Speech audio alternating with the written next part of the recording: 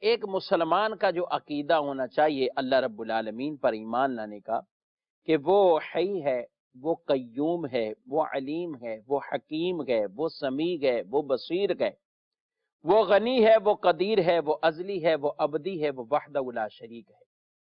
یعنی رب عز و جل جو ہمارا خالق ہے، مالک ہے، ہم پیدا ہوئے ہیں، وہ پیدا ہونے سے پاک۔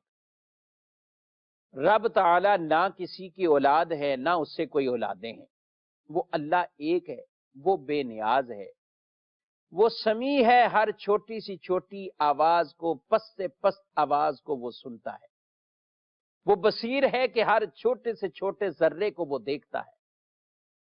اللہ علیم ہے، علم والا ہے، اس نے اپنے علم کے ذریعے ساری چیزوں کا احاطہ کیا ہوا ہے، محیط ہے۔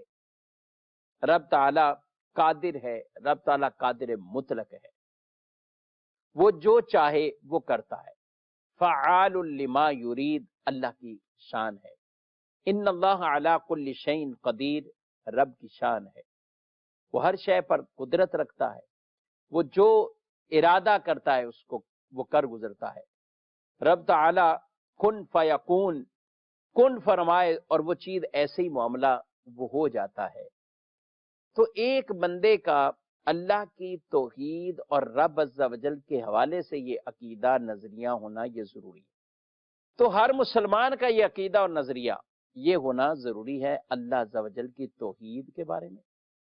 رب تبارک و تعالی ایسی تمام چیزوں سے پاک ہے، ہم سننے کے لیے کان کے محتاج، ہم دیکھنے کے لیے آنکھوں کے محتاج، رب تعالیٰ ان سے پاک ہے۔ ہم کسی چیز کو پکڑتے ہیں تو ہم ہاتھوں کے محتاج ہیں، لیکن رب عز و جل تصرف فرماتا ہے مگر قادر مطلق ہے، ہاتھوں کا محتاج نہیں ہے۔ رب ہاتھوں کا محتاج نہیں، رب ان چیزوں سے پاک ہے، جسم سے، جسمانیات سے، جہتوں سے، ان تمام چیزوں سے اللہ رب العالمین وہ منزہ ہے، وہ مبرہ ہے اور وہ پاک ہے۔